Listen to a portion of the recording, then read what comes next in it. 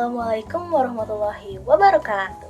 Perkenalkan, saya Natasha Anggraini dengan NIM 2510117171200004. Saya adalah mahasiswa pendidikan bahasa Inggris Universitas Lambung Mangkurat. Pada kesempatan kali ini, saya akan memaparkan materi tentang teori belajar kognitif dan konstruktivistik. Adapun video ini dibuat untuk memenuhi ujian tengah semester mata kuliah belajar dan pembelajaran dengan dosen pengampu Ibu Dr. Rianti Rahmayani Jamain, SPSI MPD. Memasuki bagian pertama, saya akan membahas mengenai permasalahan atau tantangan pendidikan yang berkaitan dengan teori belajar kognitif dan konstruktivistik. Secara umum, tantangan pendidikan saat ini adalah mengatasi proses belajar mekanistik di mana siswa mampu menghafal materi dengan sangat baik, namun sebenarnya tidak paham makna konsep tersebut. Jadi, pengetahuan hanya tersimpan sebentar di ingatan tanpa bisa diaplikasikan.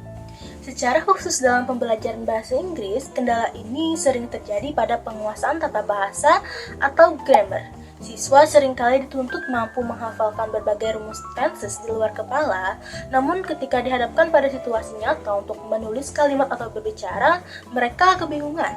Hafalan rumus tersebut menjadi tidak bermakna karena mereka tidak paham konteks kapan dan bagaimana pola tersebut digunakan dalam komunikasi nyata.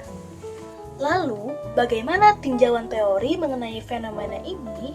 Di sini saya akan menguraikan definisi, faktor, dan penyebab masalahnya. Yang pertama, secara definisi, teori belajar kognitif memandang belajar sebagai aktivitas mental yang kompleks, bukan sekedar stimulus dan respon. Sementara itu, teori belajar konstruktivistik mendefinisikan belajar sebagai proses interaktif di mana pengetahuan dibangun secara aktif oleh individu melalui pengalaman nyata. Kedua, faktor esensial keberhasilan belajar sangat dipengaruhi oleh konsep meaningful learning atau belajar bermakna, yaitu mengaitkan materi baru dengan pengetahuan awal siswa sebagaimana ditegaskan oleh David Alphabet. Selain itu, siswa juga bisa mendapatkan pemahaman mereka sendiri melalui discovery learning. Menurut teori Brunner, discovery learning adalah model pembelajaran yang mendorong siswa menemukan sendiri konsep, prinsip, atau pengetahuan baru secara mandiri melalui eksplorasi, pengamatan, dan pemecahan masalah. Faktor penentu lainnya adalah interaksi sosial dan pemberian bantuan dalam batas kemampuan siswa atau Zone of Proximal Development (ZPD) serta scaffolding atau pemberian bimbingan sementara yang dikemukakan oleh Vygotsky. Nah, jika faktor-faktor tersebut kita kaitkan, kita dapat menemukan penyebab permasalahan mengapa siswa hafal rumus tapi tidak paham maknanya.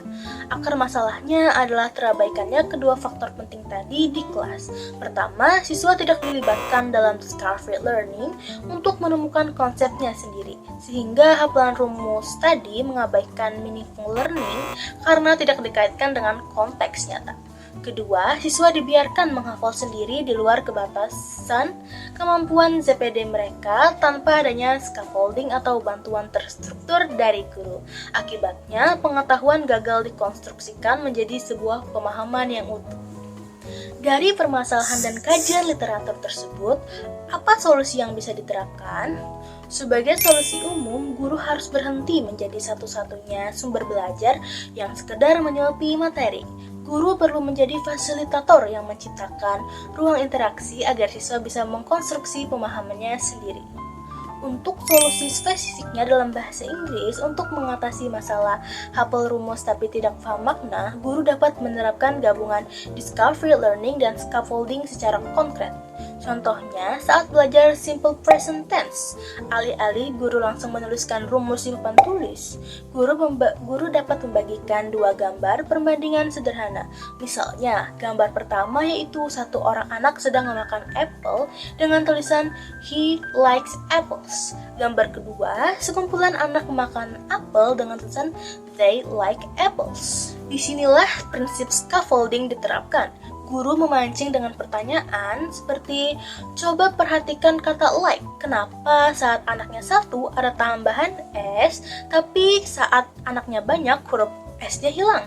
Nah, melalui pengamatan visual ini, siswa akan langsung menemukan atau discovering polanya. Mereka menyadari sendiri bahwa jumlah subjek mempengaruhi bentuk kata kerjanya.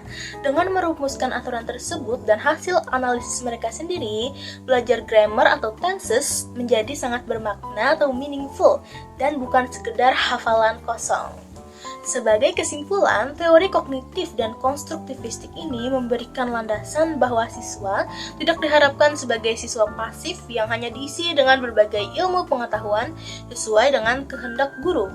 Siswa harus difasilitasi, diberi scaffolding, dan diberi ruang untuk secara aktif mengemukakan serta membangun pengetahuannya agar belajar menjadi lebih bermakna atau meaningful. Demikian presentasi dari saya. Terima kasih atas perhatiannya. Wassalamualaikum warahmatullahi wabarakatuh.